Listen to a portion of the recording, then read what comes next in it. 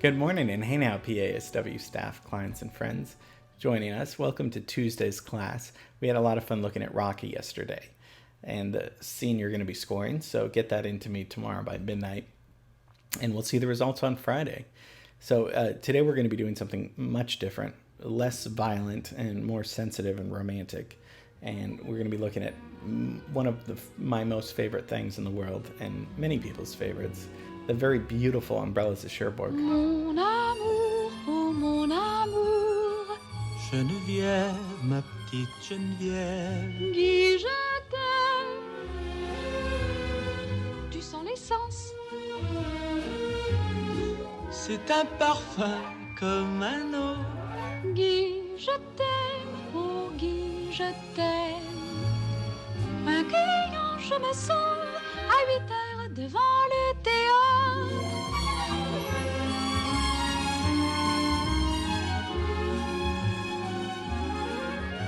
Umbrellas of Cherbourg is a film that came out in 1964, and it's a romantic drama, and it's beautiful in many ways. Probably the most obvious thing at the beginning is that it's an opera. It's a French opera, so every single thing is sung. It's not a musical in the sense where there's musical numbers and then they talk in between.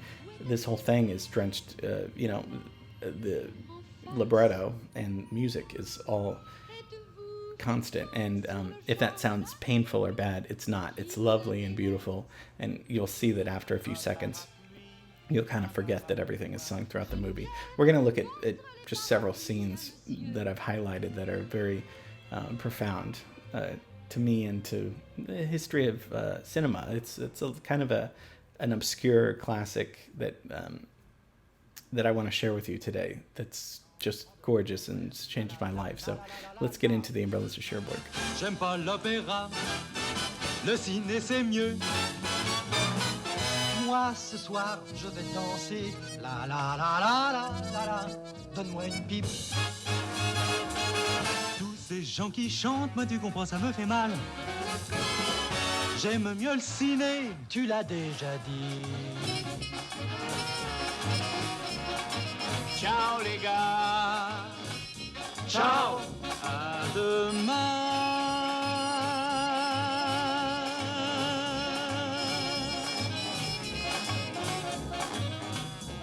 So like I said, it's a French opera. It's kind of musical-like because it's not opera in the sense that it's classical music. It's not really. It's mostly a jazz score, but it's jazz classical in the sense that there's a full orchestral score with kind of this jazz feel.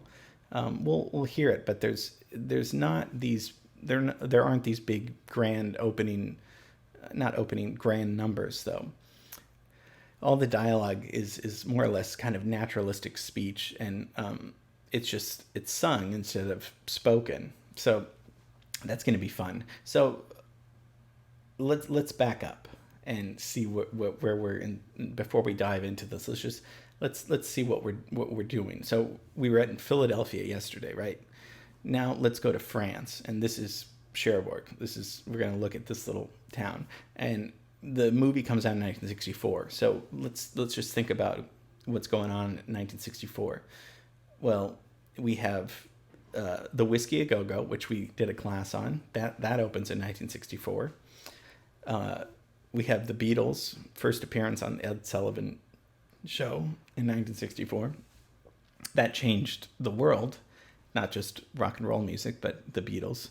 And then we also have Civil Rights Act in 1964 that Lyndon Johnson signs, and this is where this made it illegal to discriminate against someone based on their race, religion, or sex. And so this is 64. Things are changing. Civil rights movement, music, politics, culture, all these things are happening in this year. So we have two people mostly responsible for this work, Jack Demme, the writer-director of the film, and Michel Legrand, who's the composer. Jack Demme was a lyricist, a writer, a director, and one of the most influential figures of the French New Wave. I wanted to do a class on French New Wave. We will.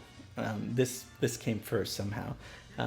But if you've heard that term, then great. If not, then French New Wave is this movement, this artistic movement that happens in the late 50s in France, obviously. And it's Godard, Truffaut, Jack Demy. They're part of this movement. It's this experimentation of where these filmmakers explored new approaches, okay, to narrative by using the editing and a visual style and kind of a documentary feel, like jump cuts. It looks kind of low budget in a sense, but it kind of is sloppy sometimes, but it gets to the point faster. The French New Wave filmmakers loved Hollywood, and they loved the golden age of Hollywood, and they wanted to make their own movement of filmmaking that was really groundbreaking back then. And the huge star Catherine Deneuve got her start in this film. She, of course, is a superstar today, but she was 20 when she was first cast in this movie, and this catapulted her career. So the story to this it's a great story. It's Catherine Deneuve's character is in love with this mechanic guy, and her mom owns this shop that sells umbrellas, and her mom doesn't really like that she's dating this guy who's a mechanic. She wants something, greater for her. And they're these kind of teenagers, young couple in love, and he gets papers that he has to go off to war, and they're both heartbroken over each other because they love each other and they promise they'll always be together. Meanwhile, the mom is happy that this has happened, and while he's away at war, they correspond a little bit, but the mom sees that this other guy, Roland Cassard, is interested in her, and he's this kind of rich jeweler, and a nice guy, but a little plain. Excusez-moi, mais ce bijou m'intéresse, je l'achète. Je puis vous tirer de ce mauvais pas. Permettez-moi de me présenter, Roland Cassard, diamantaire. Mais monsieur, Non, rassurez-vous, madame, je ne fais pas de philanthropie. Je placerai facilement ce collier à Paris ou à Londres, où mes affaires m'appellent fréquemment. je ne sais si je dois. Ne vous moquez pas de moi. Je suis honteux. But she encourages this relationship and pretends that Guy is just not interested in her, and Catherine Deneuve's character just marries this guy, and when Guy comes back, he sees that the shop is sold and she's moved away, and he's heartbroken. He thought that she was going to be waiting for him, and he marries another woman, and at the end, the last scene is, I want you to watch it. I won't tell you. It's a beautiful love story. It's heartbreaking. It really is. It's unexpectedly sad and bittersweet about not just young people in love, but just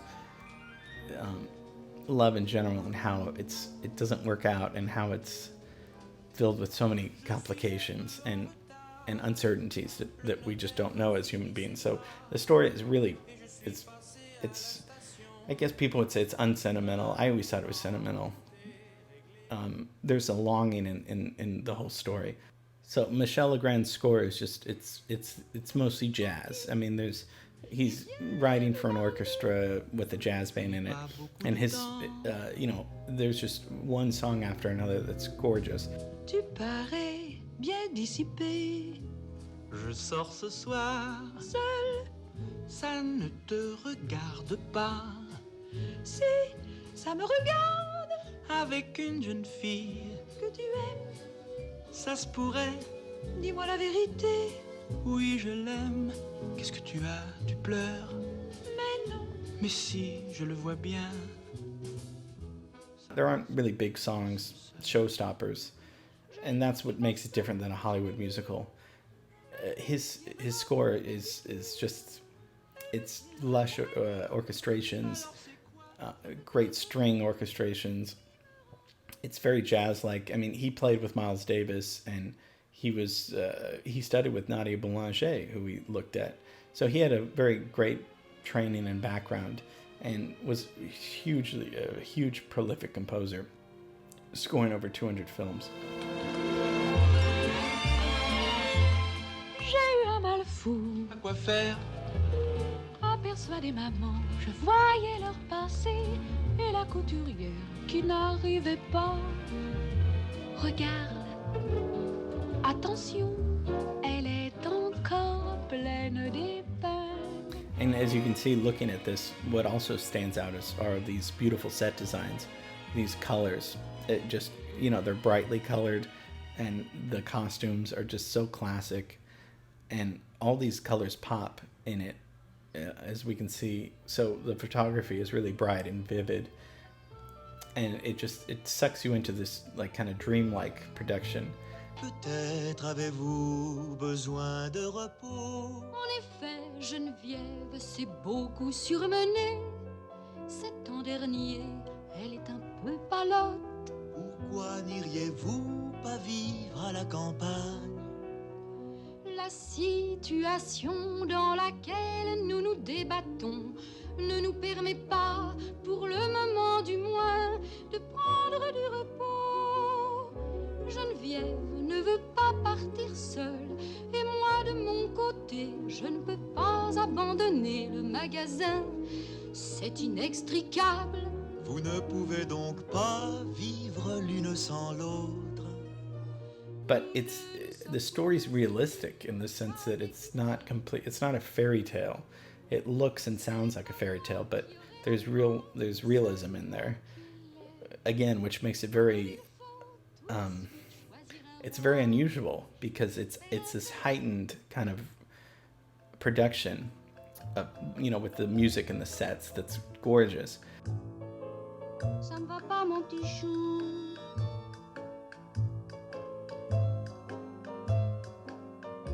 Viens avec moi si tu veux. Toi, on peut dire que tu es gentil. It's very unlike Hollywood musicals. So there's no chorus, there's no dancing, there's no over the top, there's no really happy ending to this. So although the music kind of sounds at times like it's from a musical, musical theater, like it is, but it's not typical of Hollywood musicals. And I know that the filmmaker and composer were influenced by Singing in the Rain and all these wonderful Hollywood musicals. They decided to kind of take that but do it their own way. Il vit avec sa marraine, une dame qui l'a élevé. Il n'a que moi et tu verras, il est très beau. So that's The Umbrellas of Cherbourg, directed by Jack Demme and written and composed by Michel Legrand. So these two guys did something so special that's still just, I watch every year and I get sucked into it. And the music, a lot of big tunes were taken from this opera and recorded by famous artists, Tony Bennett and other people. But it's a wonderful little gem of a movie. So check it out. It's just lovely, and you'll get sucked into the magical world of it. I saw it in 10th grade, and it changed my life. I rented the movie from Video Journeys, and where I rented all my movies back then. It's not there anymore, but it was a lovely video store right near John Pace's house, and I saw it. My parents went out for the night, so I got to just see it by myself. I loved it. I woke up the next morning, I turned it on again, I watched it again. I was just, the sounds, the set designs, the costumes, the orchestrations, everything was just blew my mind. And it remains one of my favorite movies and scores. It's just, it's so beautiful. Okay. Yes, I did say it all. but we did good work here. Tomorrow I have something wonderful for you, so don't go away. Go away now, but come back tomorrow and join us. Okay, love you guys, miss you, see you tomorrow.